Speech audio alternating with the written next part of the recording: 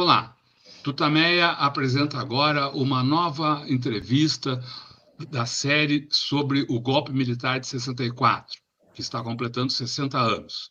Estamos nós aqui nos nossos estúdios domésticos, a Eleonora. O Rodolfo. E do outro lado da tela, conversa conosco hoje o Frei Beto. Você já o conhece, claro, um dos grandes lutadores pela democracia no nosso país, mas eu deixo a palavra com a Eleonora para fazer a apresentação do nosso convidado, como manda o figurino. Eleonora. Frei Beto, muito obrigada por você estar aqui conosco no Tutameia, nessa série que a gente está fazendo sobre os 60 anos do golpe militar. Carlos Alberto Libano Cristo, o Frei Beto, como o Rodolfo disse, todo mundo conhece, é um frade dominicano, jornalista, escritor, autor de vários livros que tratam da questão do período da ditadura militar, e vai aqui conversar conosco sobre essa resistência, sobre esse período. Eu gostaria de começar perguntando, Frei Beto, onde é que o senhor estava no dia 1º de abril de 1964? Bem, primeiro eu quero agradecer ao Tutameia, a você, Eleonora, a você, Rodolfo, pelo convite de poder fazer essa comemoração, no sentido etimológico da palavra, fazer memória do golpe de 1964. Eu estava no Congresso Latino-Americano de Estudantes, em Belém, no Pará, e inclusive hospedado, porque eu era dirigente nacional da JEC, Juventude Estudantil Católica, hospedado na casa do arcebispo, Dom Alberto Ramos, e quando houve o golpe, o Congresso foi literalmente desbaratado, cada um se mandou para onde podia, e eu saí da casa do bispo, porque o arcebispo, né, diga de passagem, o arcebispo começou a delatar padres como subversivos, então eu fui me refugiar na casa de um militante da JEC, que era o Lauro Cordeiro, depois virou um militante revolucionário, combate à ditadura, e morreu num acidente há muitos anos em Salvador. E ali fiquei esperando a situação amainar e ter notícias do que realmente ocorria no Sudeste, porque no Pará os reflexos eram muito tênues do que significava aquela quartelada. E me lembro que na época eu tinha ido para Belém, uma passagem concedida pelo Betinho, o Betinho da Ação da Cidadania. Nós éramos muito amigos, e ele era chefe de gabinete do ministro Paulo de Tarso dos Santos, ministro da Educação, então ele concedeu algumas passagens. E eu fui na agência da Varig para tentar, morava no Rio na época, tentar retornar ao Rio o mais rápido possível. A agência estava absolutamente lotada, e um dos atendentes me disse, não há voo, a sua passagem não pode ser usada mais, porque ela foi concedida pelo Poder Executivo anterior. E ele tinha carimbado, naquela época as passagens vinham num envelope, elas tinham toda uma produção gráfica muito sofisticada, e ele tinha carimbado a palavra cancelada na capa da passagem. Eu, então, um pouco desesperado, mas foi uma intuição, porque eu não raciocinei muito ali, rasguei a capa e me estendi a mão para outra atendente, uma moça. O primeiro tinha sido um rapaz, e eu tinha ouvido essa conversa de que não havia voo direto para o Rio, estavam todos lotados, mas havia vaga em quem quisesse passar por Recife. Então, eu me estendi a passagem para ela, falei, já que eu não posso ir direto para o Rio, eu faço conexão no Recife. E ela marcou a passagem, eu consegui fazer conexão no Recife, com uma enorme coincidência. Era a posse de Dom Helder Câmara como arcebispo do Recife. Dom Helder tinha sido nomeado primeiro arcebispo de São Luís, no Maranhão, mas logo, acho que faleceu o arcebispo de Recife, e ele então foi nomeado para arcebispo de Recife e Olinda, de modo que eu pude participar da posse dele no Recife.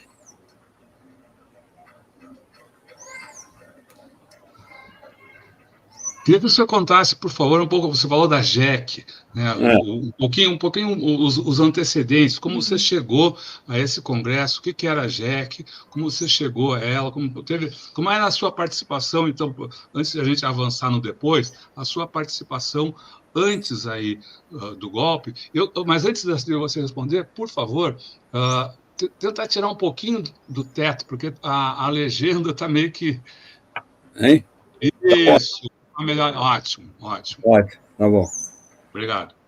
Bem, Rodolfo, eu me iniciei no movimento estudantil muito precocemente, aos 13 anos. Mineiro, de Belo Horizonte, eu ingressei nesse movimento da Ação Católica, chamado Juventude Estudantil Católica, que abrangia os estudantes secundaristas. A Ação Católica se dividia em vários movimentos A, E, I, O, U, JAC, JEC, JIC, JOC, JUC. Ou seja, para cada segmento da sociedade havia um movimento. A JAC, evidentemente, era do pessoal agrário, né, pequenos agricultores, camponeses. A JEC era de estudantes secundaristas. A JIC era de profissionais liberais. A JOC de operários e a JUC de universitários. Então, eu... por acaso, ou seja, por uma circunstância muito excepcional, porque, em geral, a JEC só aceitava estudantes acima de 16 anos, eu tinha 13, e consegui ingressar no movimento em Belo Horizonte, e já com 16 anos eu participava de movimentos estudantis, participei de congresso da União Brasileira de Estudantes Secundaristas, em Pelotas, no Rio Grande do Sul, e fui eleito o primeiro vice-presidente da UMES, União Municipal de Estudantes Secundaristas de Belo Horizonte, em 1961. Diga-se de passagem que em 61 houve a renúncia do presidente Jânio Quadros, em 25 de agosto, e foi a primeira vez que eu participei e atuei como mobilizador de uma manifestação estudantil em praça pública. O presidente da UMES, por razões de segurança, ele desapareceu, e eu, então, fui para a principal praça de Belo Horizonte, a Praça 7, onde hoje tem lá um obelisco famoso, e ali eu tentei mobilizar os estudantes do curso noturno para que nós fizéssemos o Jânio não renunciar, voltar ao poder. Na verdade, a renúncia dele era uma tentativa também de golpe, hoje sabemos disso. Ele queria adotar medidas autoritárias e, portanto, renunciou para voltar nos braços do povo em condições de adotar essas medidas. Mas o lance deles foi um equívoco e ele acabou sendo afastado, veio uma junta militar, e aí foi o ovo da serpente que preparou o golpe militar de 1964. Mas naquele momento, em 61, o movimento foi vitorioso, porque... Sim, para colocar o Jango na presidência. Exatamente. Nos anos 50 e 60, o movimento estudantil era o movimento social mais significativo do país. O presidente da UNE, União Nacional de Estudantes, ele tinha o telefone direto do presidente da República, e ele falava com o presidente da República e era ouvido, era respeitado. Ou seja, a UNE tinha um poder de mobilização muito, muito significativo. Então, essa movimentação era muito importante dos movimentos e, ao mesmo tempo, nós tínhamos apoiado a posse do Jango, né, que era o vice do Jânio Quadros, porque primeiro veio uma certa intervenção militar, depois um acordo, e o Jango assumiu, mas não assumiu com poderes executivos. Houve, então, uma manobra para que se criasse no Brasil um parlamentarismo. Então, havia um primeiro-ministro, se não me engano, o primeiro-ministro, o Tancredo Neves, chegou a ser primeiro-ministro, mas eu não me lembro na ordem das coisas, se foi primeiro o Tancredo ou um outro que agora cujo nome me escapa, né? E então o Brasil tinha um poder híbrido para composição, mas tudo isso já sinalizava uma grande fragilidade da democracia. Havia uma efervescência de movimentos sociais no Brasil extremamente forte, além do movimento estudantil, tínhamos as ligas camponesas no Nordeste, e os sindicatos também eram muito fortes, muitos deles controlados pelo Partido Comunista Brasileiro. Então, foi aí que se iniciou todo esse processo que veio a resultar no golpe militar de 1964, com muito apoio da Igreja, inclusive com muita utilização, como se fez agora no governo Bolsonaro, do sentimento religioso do povo brasileiro.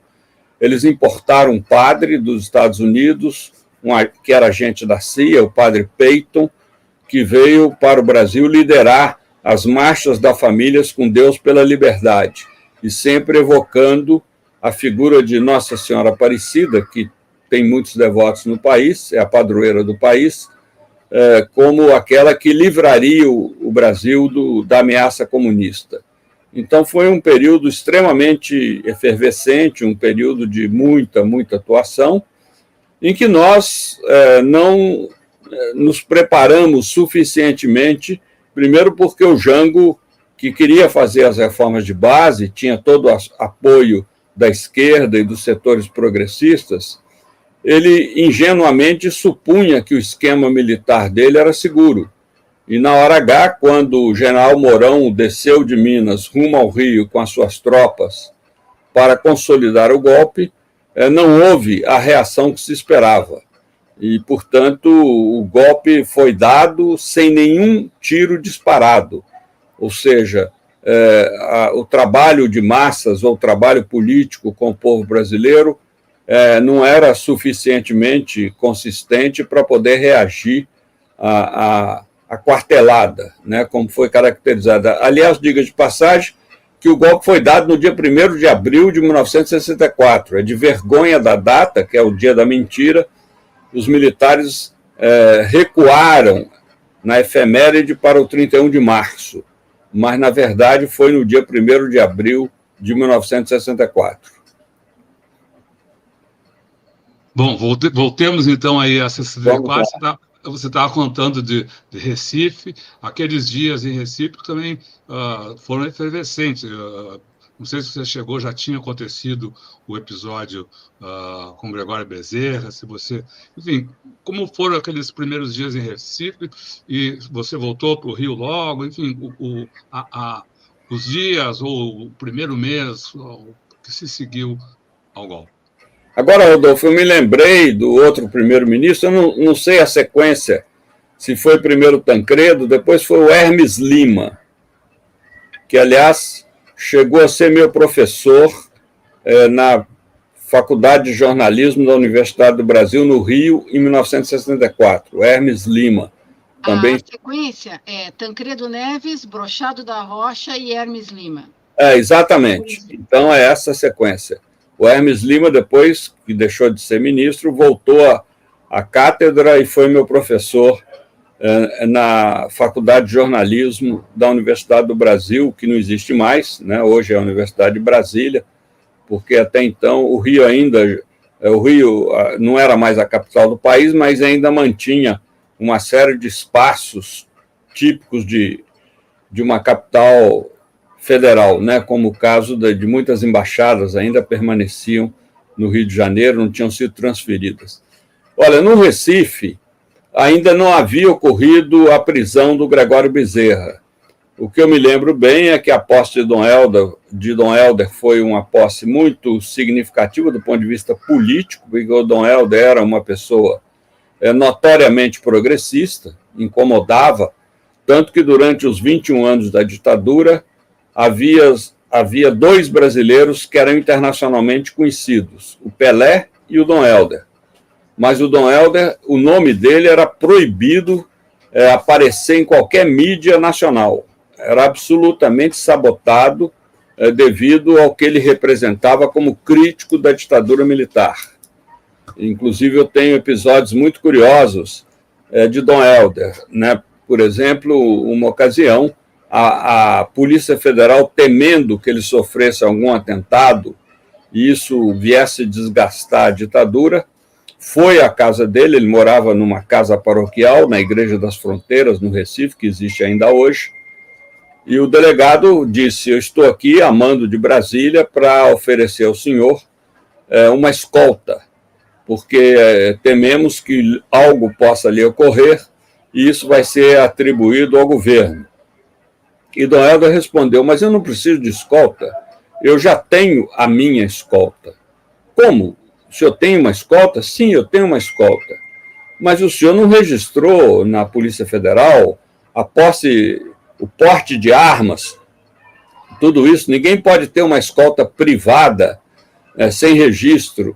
Então, o senhor precisa nos dar os nomes das pessoas que compõem a sua escolta. Ele disse: sem nenhum problema, o senhor pode anotar. É o Pai, o Filho e o Espírito Santo. Assim foi. O Dom Helder tinha essas tiradas. Pois bem, na posse dele, no dia seguinte da posse, eu embarquei para o Rio de Janeiro. E eu tinha vários documentos que eu trazia do Congresso de Belém, e embarquei em companhia de Dom Cândido Padim, que era bispo beneditino. E Dom Cândido Padim embarcou com hábito religioso, ou muitos chamam de batina, mas no caso do religioso nós chamamos de hábito. E eu, então, quando chegou ao Rio, chegando ao Santos Dumont, eu pedi a ele que guardasse os documentos e ele enfiou dentro do hábito. E quando o avião pousou, o piloto avisou que a Polícia Federal entraria e pediria a identificação de cada um dos passageiros. E, de fato, entrou e começou a pedir a nossa carteira de identidade, mas quando viu o Dom Padim, com aquele hábito religioso, se virou para ele e disse: o padre pode sair. E aí os documentos que eu trazia foram salvos graças a esse privilégio clerical que na época existia por parte da polícia. Até porque a igreja havia apoiado, a CNBB, a Conferência Nacional dos Bispos do Brasil, havia apoiado oficialmente o golpe militar, agradecendo a Nossa Senhora Aparecida livrar o Brasil da ameaça comunista. A Igreja Católica ela só se voltou contra o golpe a partir do ato institucional número 5, de 13 de dezembro de 1968. Aí sim, ela se tornou a principal opositora do governo, quer dizer, a única instituição brasileira para a qual o governo militar não tinha condições de nomear um interventor. Acho que esse é um tema importante aqui nessa entrevista. Essa virada na posição da igreja, como é que você explica essa mudança de posição e esses movimentos que estavam, digamos, sob o guarda-chuva da Igreja Católica? Você citou vários aí, o Jack, Juque, eles acabaram sendo também um importante celeiro, digamos assim, de lideranças políticas que enfrentaram a ditadura nos anos seguintes. Como é que foi esse primeiro período, de convivência da Igreja Católica com os movimentos de resistência e a relação da Igreja com a ditadura? Bem, a Igreja era muito... O episcopado, os bispos brasileiros, eram muito divididos ideologicamente. Então, havia bispos de extrema-direita, como Dom Vicente Scherer, do Rio Grande do Sul, e havia bispos de esquerda, como Dom Valdir Calheiros, de Volta Redonda, o próprio Dom Helder, Dom Luiz Gonzaga, de Vitória, o Dom Pedro Casaldáliga, em São Félix do Araguaia, na Amazônia. Então, havia uma divisão, uma tensão muito grande. Eu até participei, como dirigente da Ação Católica, da reunião da CNBB no Rio, em abril de 1964, onde se debateu se a CNBB deveria ou não apoiar o golpe militar. Eu estava presente. E na verdade, a maioria votou pelo apoio ao golpe militar. Acontece que as bases da igreja eram muito progressistas, principalmente o pessoal da Ação Católica, e havia um detalhe, a JUC tinha criado um braço político independente da igreja chamado Ação Popular. O Betinho, que era um militante da JUC, foi um dos fundadores desse movimento de esquerda, que depois adquiriu um caráter marxista e chegou até a ter um segmento maoísta. E a Ação Popular, a ditadura não fazia distinção entre ação católica e ação popular, AP e AC. Na cabeça da repressão era a mesma coisa. Tanto que o apartamento onde eu morava, no Rio, ali aquele apartamento abrigava as direções nacionais da JEC e da JUC.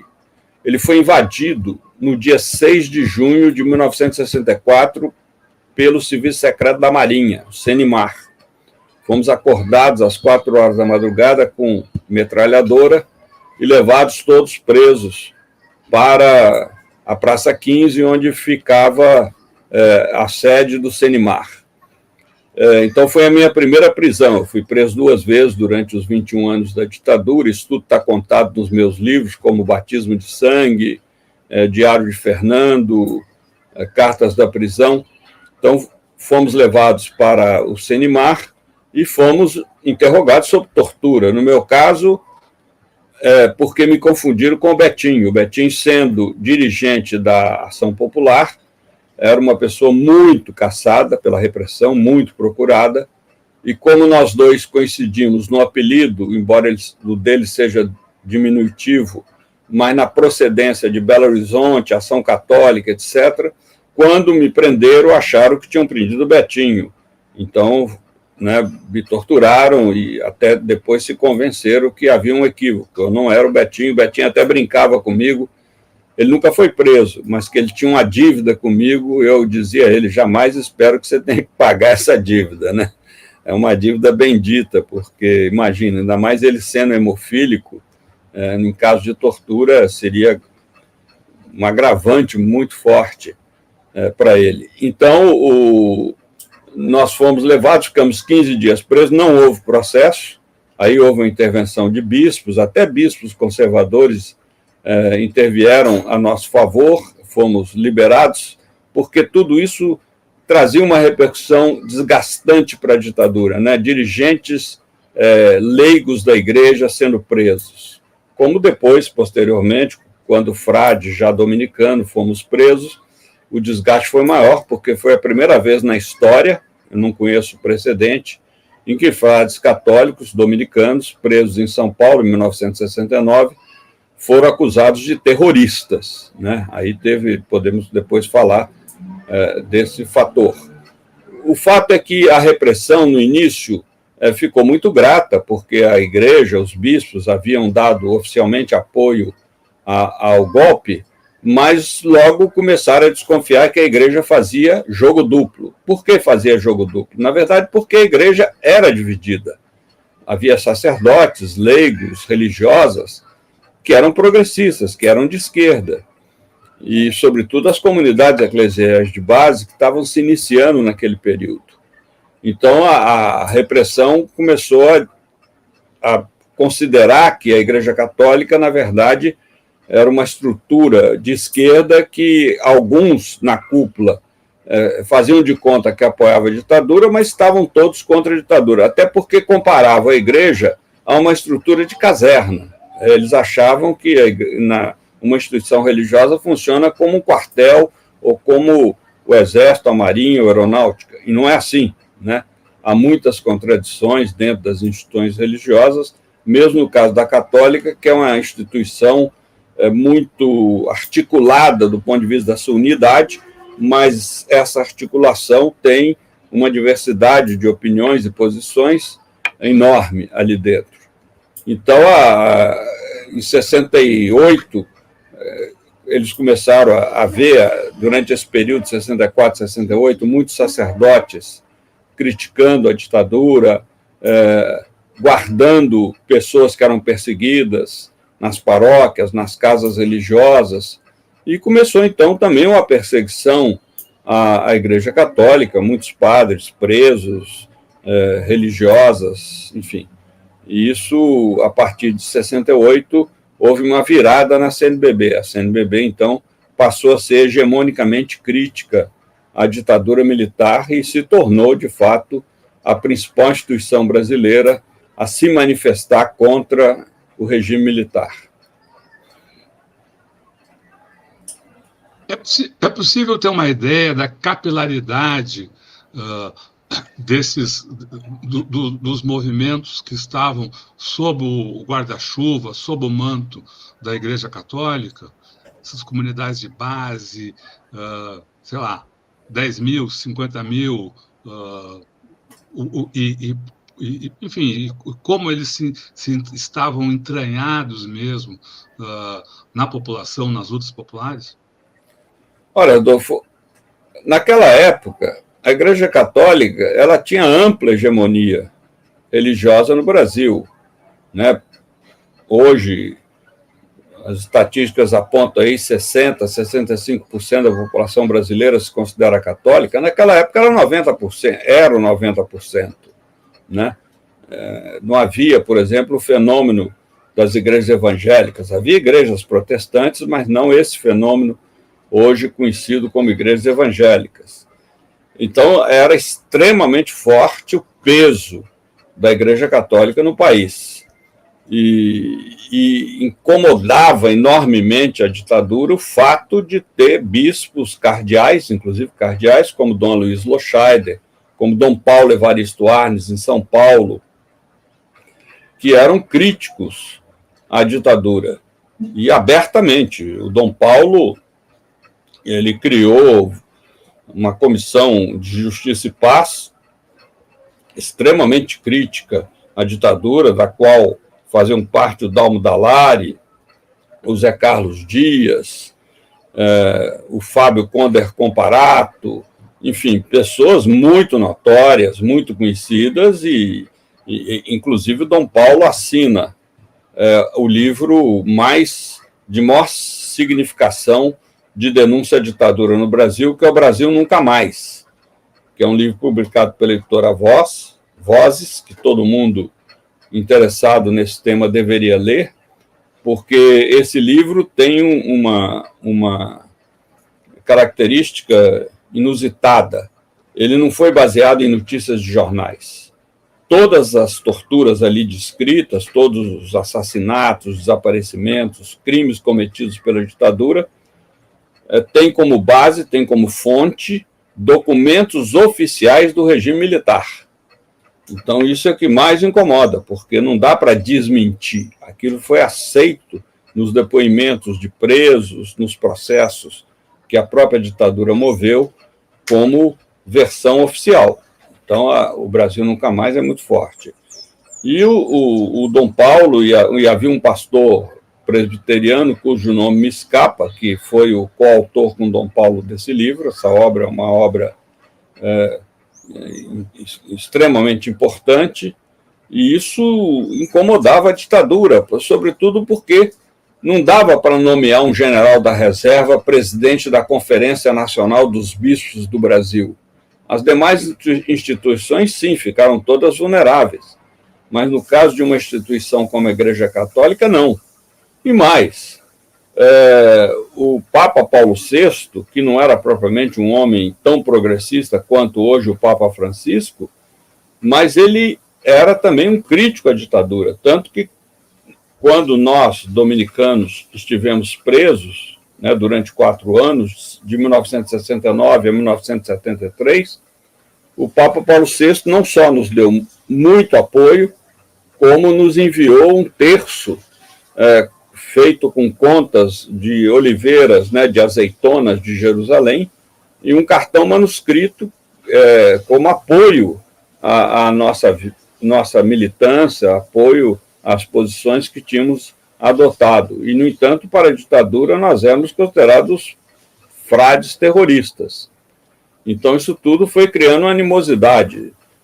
Algumas pessoas aí que têm mais idade devem se lembrar quando o presidente Carter dos Estados Unidos esteve visitando o Brasil em plena ditadura. Em vez dele receber o Geisel, claro, ele teve com o Geisel, que era o presidente, mas ele ofereceu carona no carro dele para o cardeal de São Paulo. O Dom Paulo Evaristo Arnes era considerado na igreja, junto com Dom Helder e Dom Pedro Casaldáliga, os principais críticos ao regime militar. Só para... Eu tenho a impressão que o colaborador, o religioso presbiteriano que você se referiu, era Jamie Wright. Exatamente, pastor Jamie Wright, exatamente. Cujo irmão foi morto pela ditadura. Exatamente. E é a ação popular. Paulo Stuart Wright. Exatamente. Bem lembrado. Então, eu acho que a gente vai entrar na questão da segunda prisão, mas talvez começar do envolvimento dos dominicanos na política, na resistência à ditadura, num tipo especial de resistência à ditadura. Na verdade, os dominicanos que chegaram ao Brasil no fim do século XIX, embora durante a colônia há registro de presença de alguns frades dominicanos no Brasil vindos de Portugal, mas como grupo religioso, como instituição, chegaram no fim do século XIX e vinham das suas origens francesas. E na época, até os anos 60, todo brasileiro que ingressava nos dominicanos tinha que fazer a preparação filosófica e teológica na França. E os dominicanos franceses haviam participado da resistência à ocupação nazista da França durante o período da Segunda Grande Guerra. E, portanto, se aliaram com os comunistas. E isso fez com que a cabeça deles se abrisse. Então, os dominicanos brasileiros que retornavam da França a partir dos anos 50, 60, vinham com a cabeça muito progressista, muito aberta.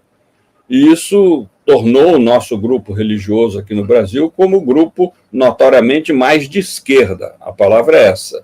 Inclusive, chegamos, antes do golpe militar, a criar um jornal de âmbito nacional, que, infelizmente, poucos jornalistas hoje sabem disso, o Brasil Urgente, que foi um tabloide, um dos primeiros de âmbito nacional, talvez tenha sido o primeiro junto com os Novos Rumos, que era do Partido Comunista Brasileiro.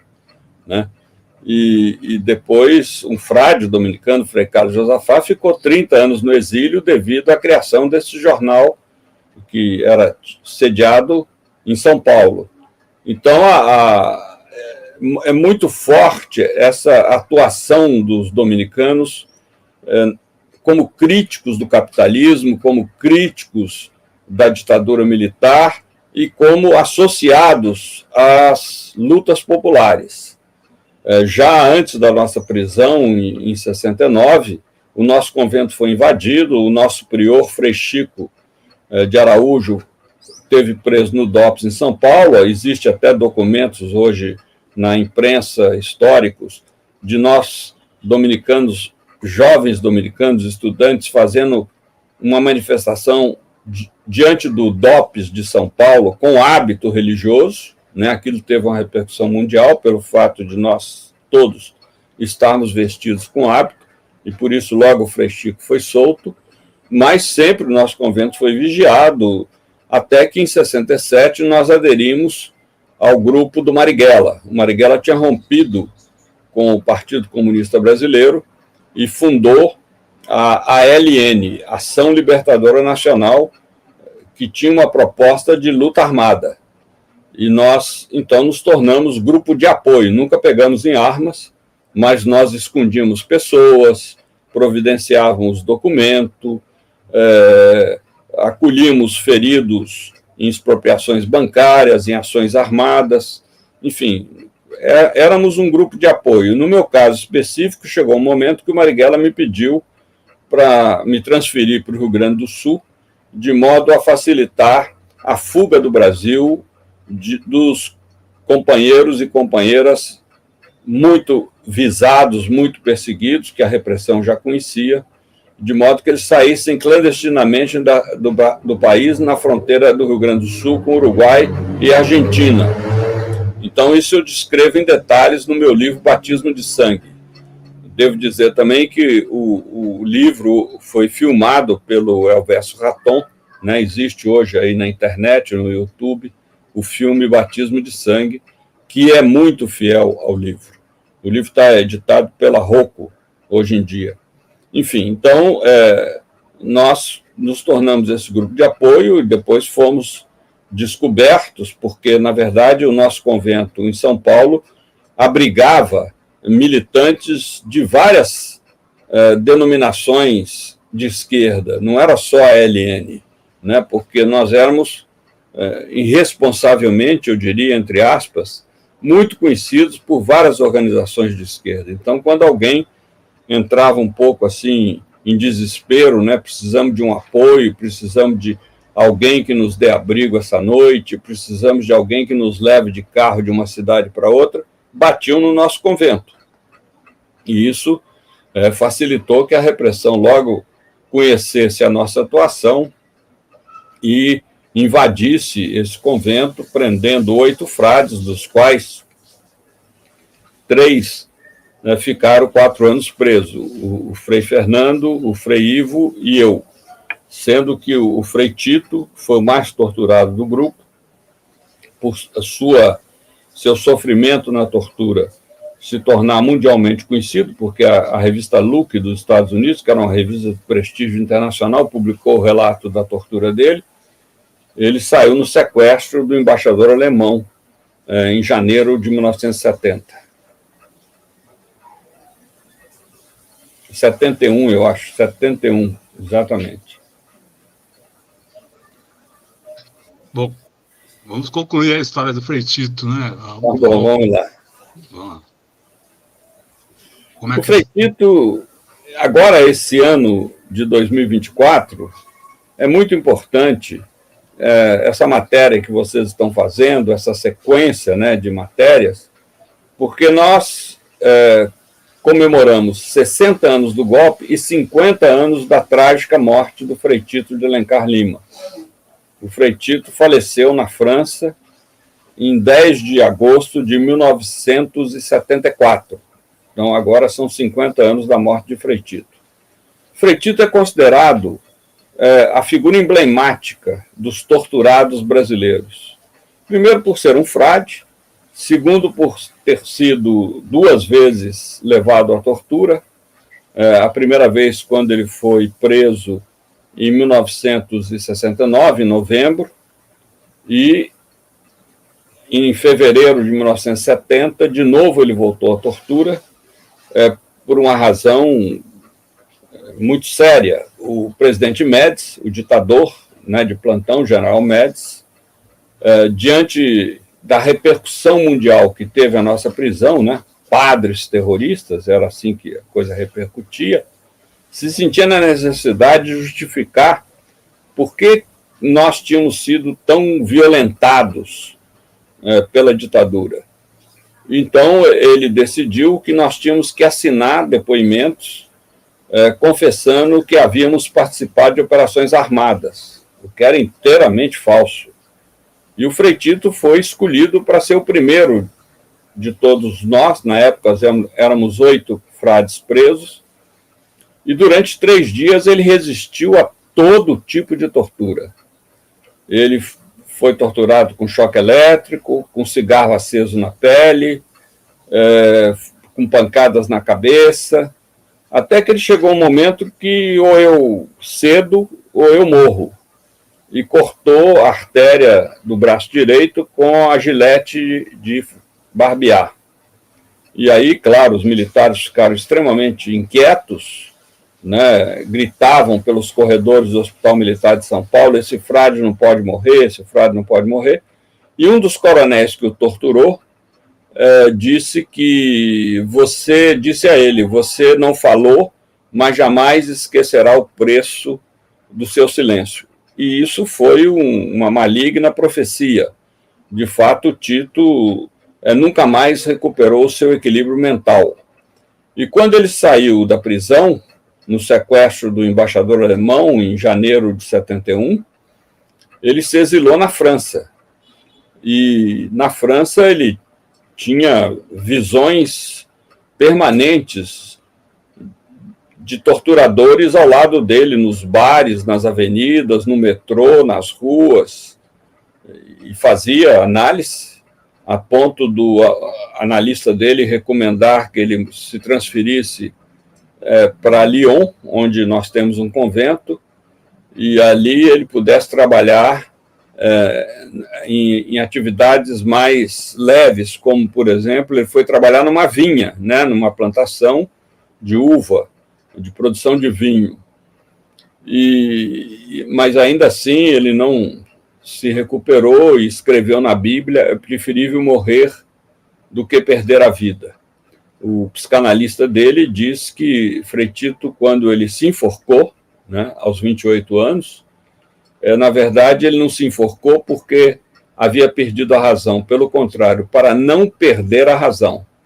Quando ele escreve essa frase na Bíblia, né, preferível morrer do que perder a vida, ele está muito consciente de que ele caminhava rumo à loucura, e ele queria ser dono da sua existência.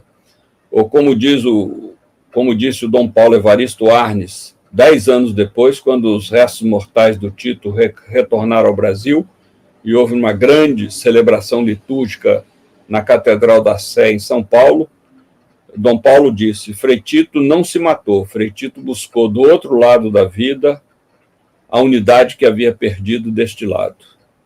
Então, por isso, ele se tornou uma figura emblemática e, graças a ele, nós, os demais, não passamos pelas mesmas torturas para poder confessar falsamente que havíamos participado de operações armadas. E ficou o abacaxi com a ditadura, né? Como justificar tamanha violência contra um grupo de frades que apenas faziam algo que a igreja sempre fez, que é apoiar perseguidos. Né? Se você estuda a história da igreja, principalmente durante a Segunda Grande Guerra, o próprio Vaticano deu fuga a muitos perseguidos do nazismo, do fascismo, enfim. Isso é uma tradição bíblica até, né? No Antigo Testamento aparece o direito do exílio. Então, isso realmente, a hospitalidade ao perseguido é uma exigência evangélica. E todos nós cristãos somos discípulos de um homem perseguido e também, né, preso político, que é Jesus de Nazaré.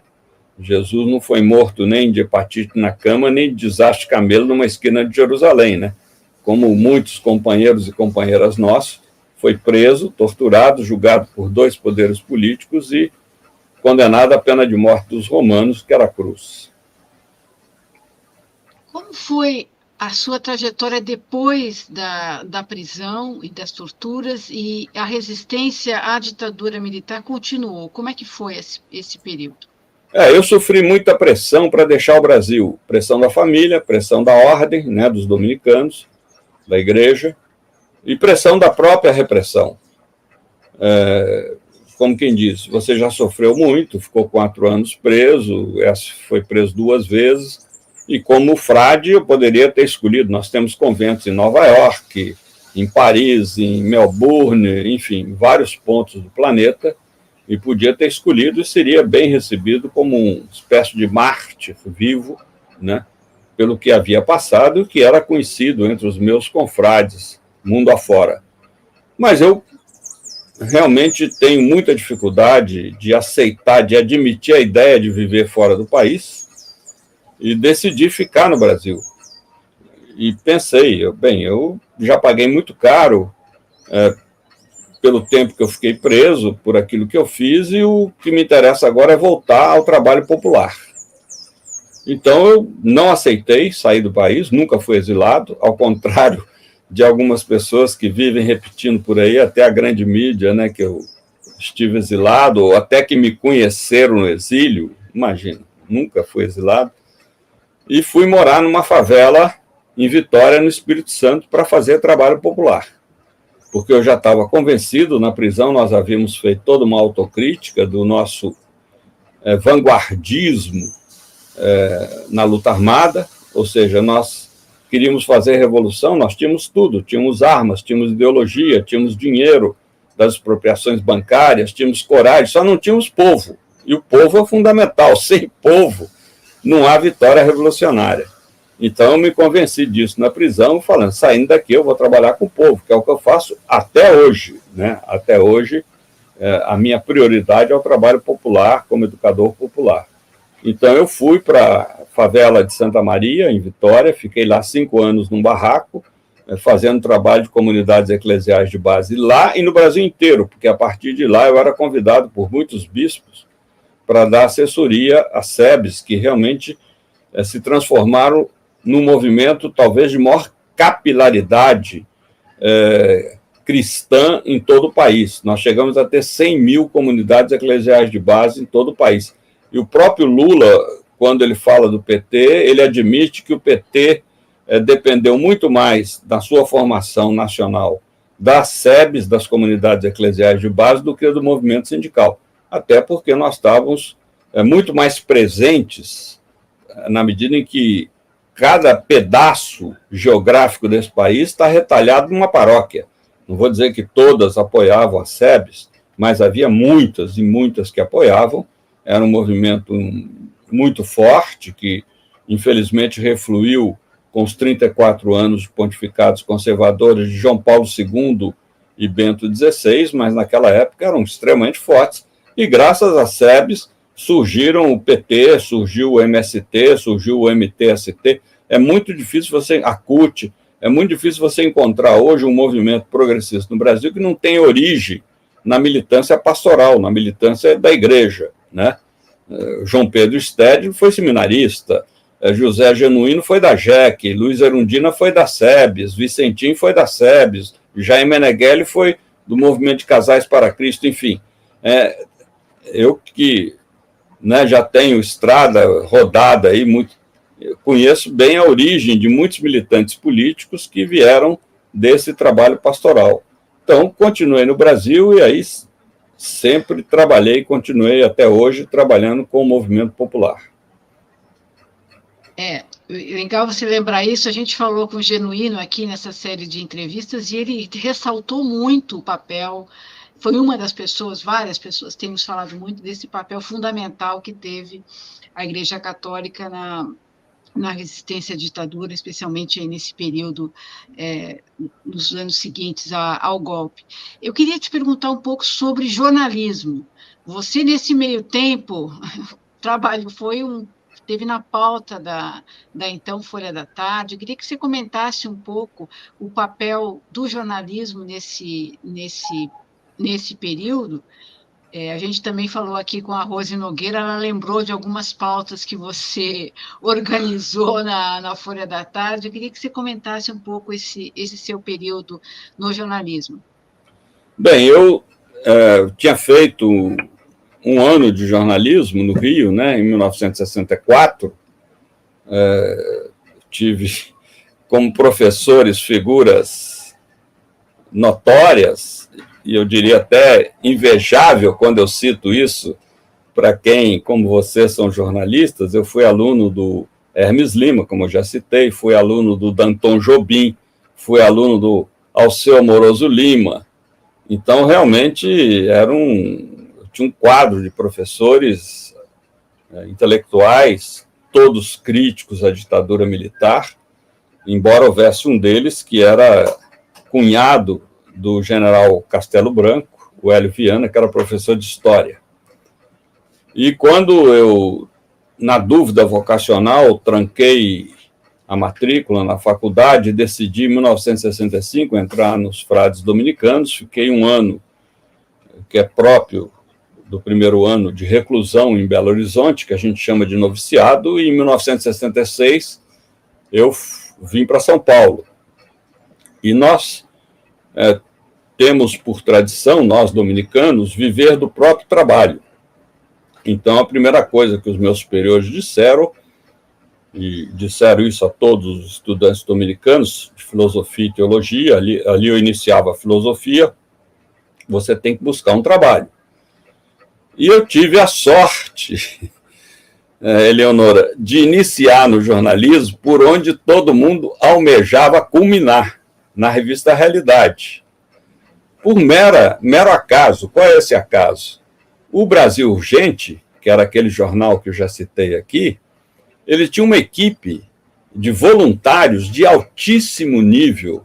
O Rui do Espírito Santo, o Roberto Freire, não o político, o psicanalista e escritor, né? O Jorge Mar, enfim, ele tinha um Jorge Mar Melo, que é pai do Jorge Mar Melo, atual hoje especialista em culinária na Folha de São Paulo, enfim. Era um time de altíssimo nível. E veio a ditadura, veio a repressão, o Brasil Urgente deixou de existir, e o Roberto Freire, que foi contratado para a revista Realidade, frequentava muito o convento, me convidou para trabalhar na Realidade. Então, eu fui para a revista Realidade. Então, fiquei na revista Realidade, 67, o ano de 67 todo, e em 68, o Jorge de Miranda Jordão, um jornalista do Rio, mas tinha sido diretor da Última Hora em Porto Alegre, e que tinha um talento especial, que era ressuscitar jornais. O Jorge realmente tinha esse talento. E o Otávio Frias, né, o velho Frias, o convidou para reavivar a Folha da Tarde, que tinha existido lá atrás, muitos anos atrás. Então, o Jorge foi ao convento e me convidou, porque ele tinha uma amiga, que era muito amiga minha, e me convidou para ir ser repórter no jornal. Então, eu fui para a Folha da Tarde e ele competia, a Folha competia com o Jornal da Tarde, do Estadão, que tinha uma notória linha de direita. Então, o Jorge, com o tino jornalístico dele, adotou uma linha mais crítica à ditadura. E, graças a isso, eu consegui cooptar o Jorge de Miranda Jordão para a LN. Quer dizer, eu, repórter, consegui conquistar o diretor do jornal para ser também adepto da LN, comandada pelo Marighella. Inclusive, o Marighella, várias vezes, viajava com ele, porque com a fachada de diretor de jornal, de um homem, né, um executivo muito bem sucedido, ele não era visado. E ali nós fizemos, então, todo um trabalho, e porque eu estava envolvido já na subversão, eu tinha fontes que ninguém mais na imprensa tinha, como, por exemplo, eu era avisado de algumas ações armadas antes que elas acontecessem. Então, já preparava todo um esquema para que a Folha da Tarde saísse em primeira mão com as notícias que ocorriam. Enfim, então foi uma experiência muito forte, até que veio o AI-5 e acabou com a festa da Folha da Tarde. Quer dizer, a Folha da Tarde prosseguiu, mas dessa vez ocupada literalmente por agentes da Polícia Federal, agentes da ditadura. Virou um jornal de extrema-direita, mais do que o próprio Jornal da Tarde, né? Porque virou um panfleto da ditadura. Mas aí foi a época que eu fui para o Rio Grande do Sul fazer o trabalho de contrabando de gente, né, de passar perseguidos na fronteira com Uruguai e Argentina, e aí fui preso lá em novembro de 69. Mas foi uma experiência muito rica, e nesse período também trabalhei com Zé Celso Martins Correia na montagem do Rei da Vela. Ele me convidou para ser assistente de direção do Rei da Vela, do Oswald de Andrade, né? Eu brinco dizendo que o Zé Celso, entre aspas, era tão louco, que resolveu chamar um frade que não tinha nenhuma experiência teatral para ser seu assistente de direção, e foi uma experiência muito, muito rica para mim. Era um período de... apesar da censura, apesar da tortura das prisões, era um período de uma efervescência cultural impressionante, né? Mas a gente não pode deixar ao falar de luta pela democracia, falar de resistência, a gente não pode deixar de falar da importância de Cuba para tudo isso e dos seus encontros com Fidel, da sua amizade com Fidel. Você podia contar um pouco sobre isso também? Bem, aí Cuba, para nós, já desde do êxito da Revolução, em 1959, era um norte, era, né, uma esperança de que, se Cuba, que geograficamente está nas barbas dos Estados Unidos, conseguiu ser o único país independente da América Latina, sobretudo independente das patas do tio Sam, então era possível que nós também, aqui no Brasil, conseguíssemos. Era uma referência muito forte. E me lembro que eu tinha 15 anos, em 1959, no êxito da Revolução, e torci muito pelos barbudos de Serra Maestra. Tive muitos conflitos com meu pai, que na época era um homem de direita. Devo dizer que depois mudou de lado, felizmente, mas na época ele era muito americanófilo. E, enfim, Cuba era uma referência muito forte. E quando foi em 1980... nós promovemos, que eu falo, o pessoal da Teologia da Libertação, um congresso em São Paulo, o primeiro congresso mundial de Teologia da Libertação, em janeiro de 1980, e convidamos um padre, o padre Miguel Descoto, que era o ministro das Relações Exteriores da Nicarágua Sandinista. A Revolução Sandinista tinha sido vitoriosa em julho de 1979. Então, o padre Descoto veio, só que não veio sozinho. Veio com ele o Daniel Ortega, né, o presidente da Nicarágua, o que, diga-se de passagem, criou um grande constrangimento para o governo brasileiro. Primeiro, porque era um chefe de Estado e que vinha em caráter pessoal, mas, de qualquer forma, em plena ditadura, você ter aqui um Daniel Ortega guerrilheiro, isso criou um grande constrangimento. Enfim, o fato é que, a partir daí, em julho de 1980, primeiro aniversário da Revolução Sandinista, o Lula, que tinha se notabilizado como líder sindical, e eu fomos convidados para as cerimônias do primeiro aniversário em Manágua. E lá, uma noite, por acaso, porque o Fidel foi à casa do vice-presidente da Nicarágua conversar com empresários, e às 2 da madrugada, o padre Descoto, que havia levado o Lula e a mim, disse, olha, o comandante já atendeu os empresários que tinham interesse em conversar com ele, e vocês gostariam de conversar com ele? Dissemos sim, temos todo o interesse. E entramos na biblioteca da casa do Sérgio Ramírez, escritor, né, que foi vice-presidente da Nicarágua, e ali ficamos conversando com Fidel até às 6 da manhã. Fidel era notívago e não sabia conversar com ninguém menos de 1, 2 horas. E essa conversa se estendeu até às 6 da manhã. E daí surgiu uma amizade. Ele me fez uma proposta de trabalho que está descrito em detalhes no livro Fidel é Religião, publicado aqui no Brasil atualmente pela Companhia das Letras, e também num livro da Rocco chamado Paraíso Perdido, em que eu relato os 33 anos em que eu viajei pelos países socialistas.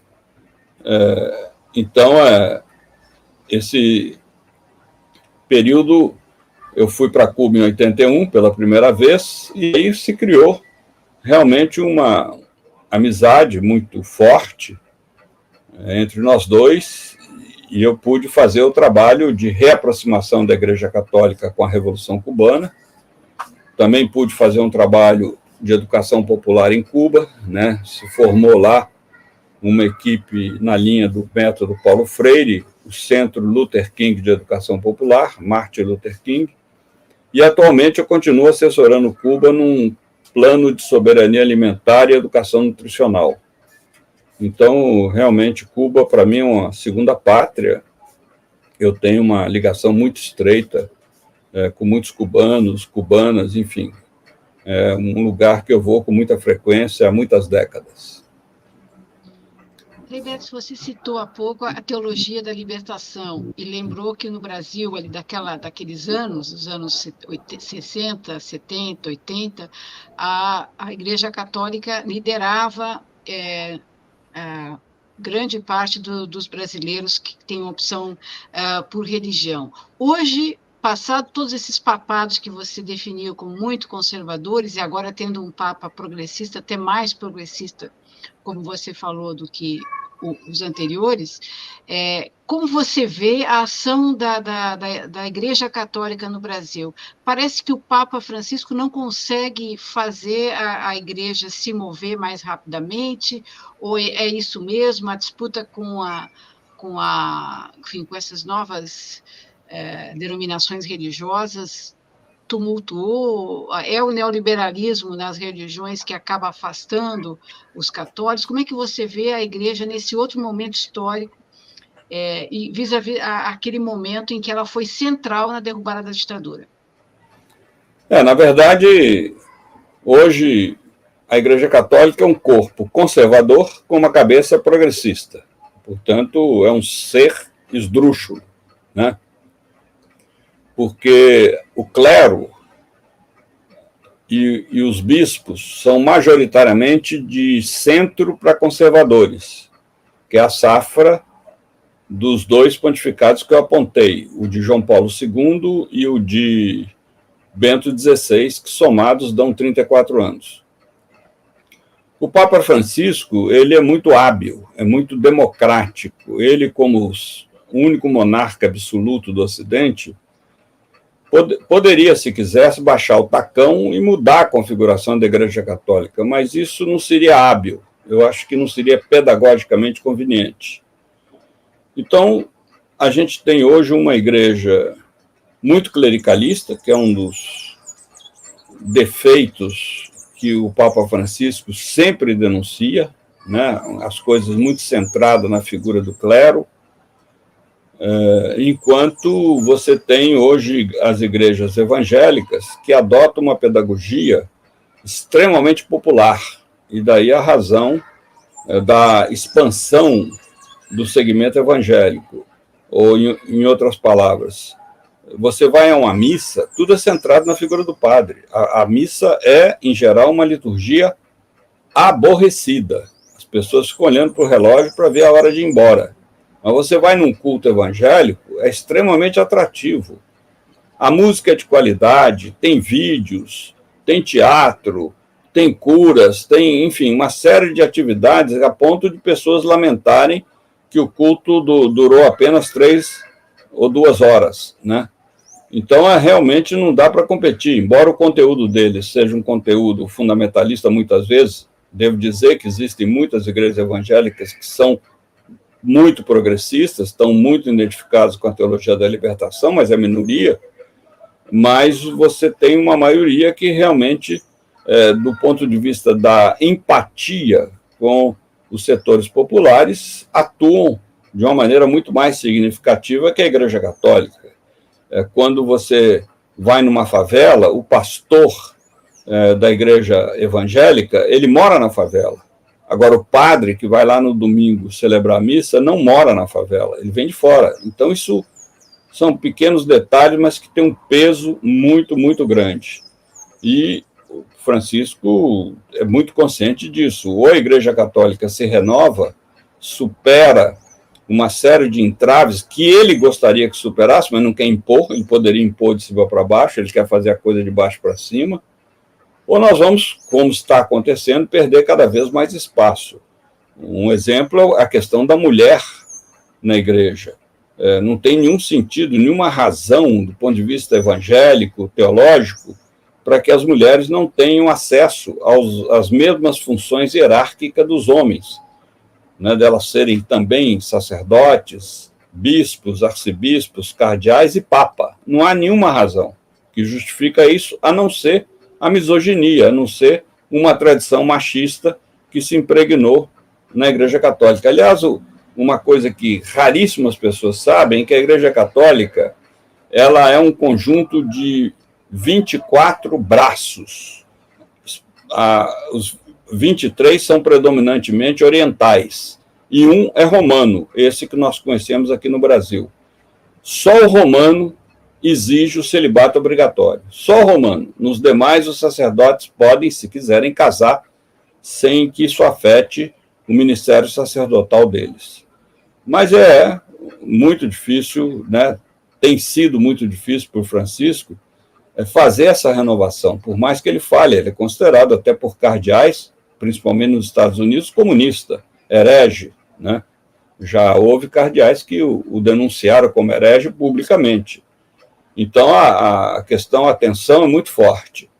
Agora, ou a Igreja Católica muda, ou ela vai cada vez mais perder espaço, como tem acontecido de uma maneira muito acelerada. Legal. Roberto, a gente conversou sobre todo esse período aqui de resistência, de luta democrática. Eu pergunto, o que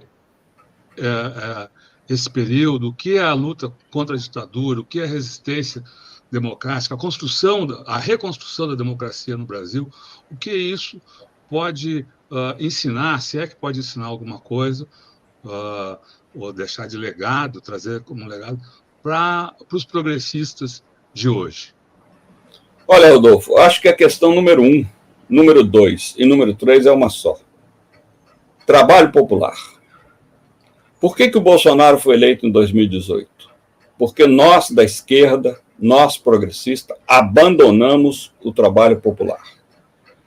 Na medida em que tivemos acesso a instâncias de governo, como prefeituras, vereadores, deputados estaduais, deputados federais, né, em nível estadual, em nível federal, nós nos institucionalizamos e deixamos de fazer o trabalho de base, deixamos de fazer o trabalho de politização dos setores populares.